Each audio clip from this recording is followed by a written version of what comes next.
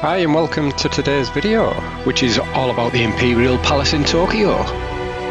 This palace is situated right in the heart of Tokyo, and I'm going to provide you with all the information that you'll need before visiting this place, including how to get here, how much it costs and what it's really like.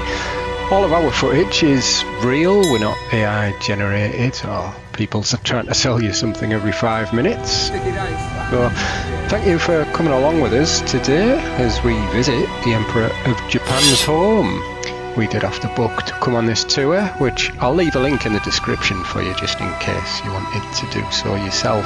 And I'll explain more as we go through this video. So where is this palace and how to get here? Well, this Imperial Palace is right in the centre of the city. It's only about a 10-15 minute walk from Tokyo Station or Otemachi Station, which is the station that we come from. So it's super easy to add into your Tokyo itinerary. And the best part, even if you've not booked onto the tour, you can still enter the East Gardens, which are completely free. There's no ticket needed for this. However, if you want to do, like I said, as we're doing, which is going on this tour, then you'll need to book in advance. And the best way to do this is by using the Imperial Household Agency's official booking site, which is this one on the screen.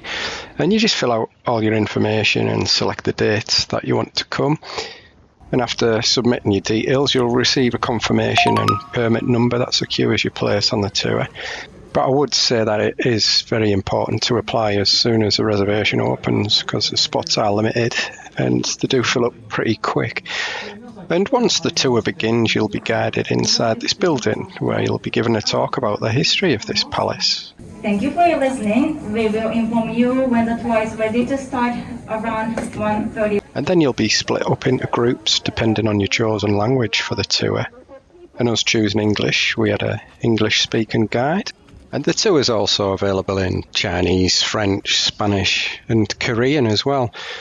And we'll take you to the first stop that we went to on this tour, which is called Fujimi-yagura, otherwise known as the Mount Fuji View Keep. And its name comes from the incredible view of Mount Fuji that could once be seen from this exact spot. And on clear days like today, you could actually see it rising above the landscape long before Tokyo's modern skyline existed. I want to give you as much relevant information as I can about this place, but I also don't want to spoil the tour for you either if you are coming here to visit.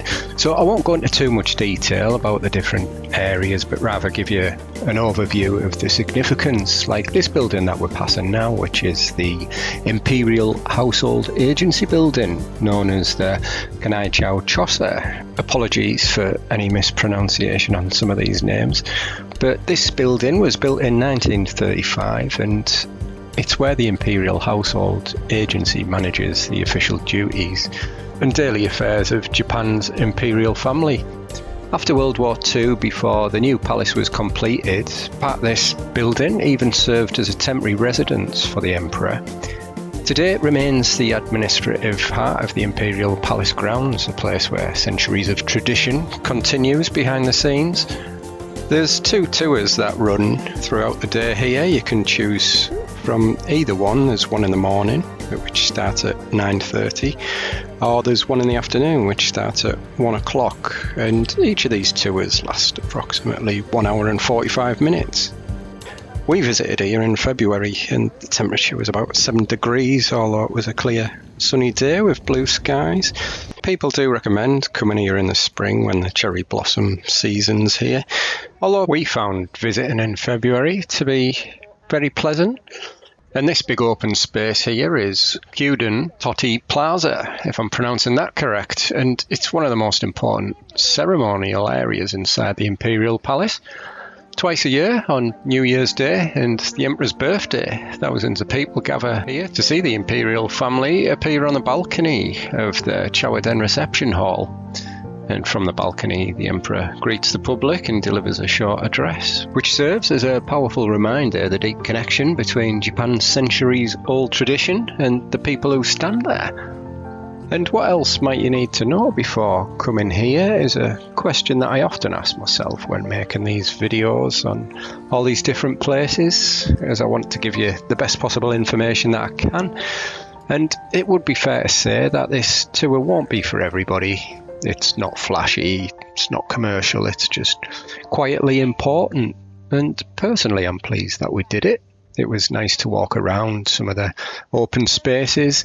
And another thing that you'll notice as you do walk around is that there's a strong security presence around the palace, as you'd likely expect. And within this part of the grounds, you'll find this striking modern metal sculpture, which is shaped like a pine tree. And unlike centuries-old stone walls and traditional architecture surrounding it, this piece feels quite contemporary. And now we come to this part of the palace, which, if I can pronounce it correctly, is Seimon-tetsubashi Bridge, or the main gate bridge, often called Nijubashi, which literally means double bridge. And it earned that nickname because the original wooden bridge, which was built in the 1600s, had two-level support structure that made it look like a bridge on top of a bridge. And the current iron bridge dates from the late 19th century and replaced the older version. But the name Nijubashi has remained ever since. And this bridge forms the main entrance of the inner palace grounds, and it's one of the most photographed views of Tokyo Imperial Palace. On special occasions like New Year's greetings and the Emperor's birthdays, members of the public cross this bridge to enter the palace.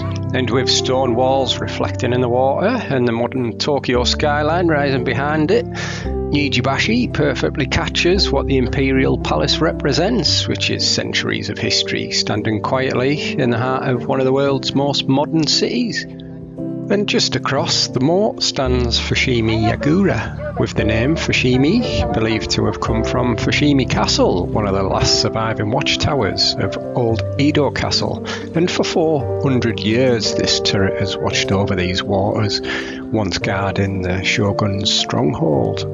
And I've got to say that this was one of the places in Tokyo that we felt like time slowed down. And I guess that was simply from walking around all these open spaces.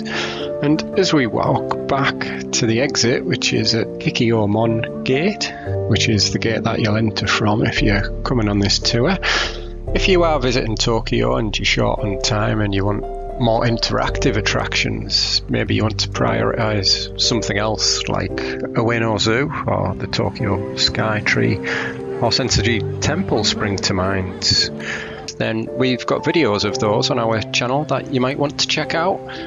And let us know in the comments if you visited this place before or if you're planning on coming here.